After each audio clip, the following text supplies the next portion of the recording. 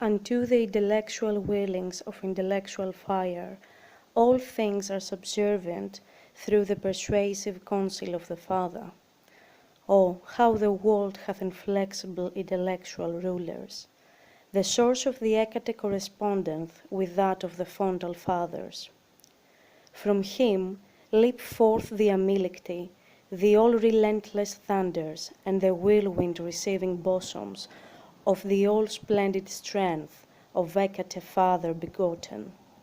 And he, who encircleth the brilliance of fire and the strong spirit of the poles, all fiery beyond. There is another fountain which leadeth the empyrean world, the fountain of fountains, and the boundary of all fountains.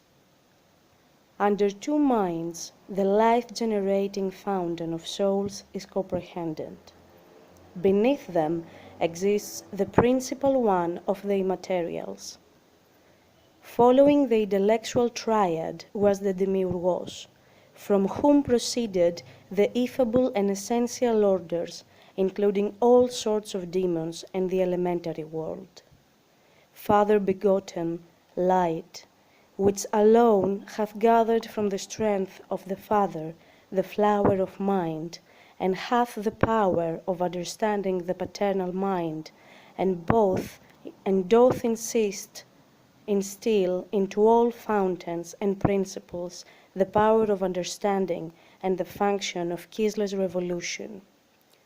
All fountains and principles whirl round and always remain in a ceaseless revolution. The principles which have understood the intelligible works of the Father, he hath clothed in sensible works and bodies, being intermediate links existing to connect the Father with matter, rendering apparent the images of unapparent natures, and inscribing the unapparent in the apparent frame of the world. Typhon, Echidna, and Python, being the progeny of Tartarus and Gea, who were united by Uranus, form as it were a certain Chaldean triad, the inspector and guardian of all the distorted fabrications. There are certain irrational demons, mindless elementals, which derive their subsistence from the aerial rulers. Wherefore the oracle saith, being the charioteer of the aerial, terrestrial, and aquatic dogs.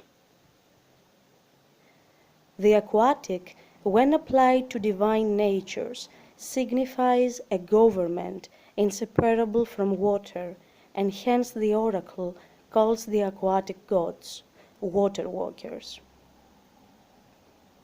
There are certain water elementals whom Orpheus calls Nereides, dwelling in the more elevated exhalations of water, such as appear in damp, cloudy air, whose bodies are sometimes seen, as Zoroaster thought, by more acute eyes, especially in Persia and Africa.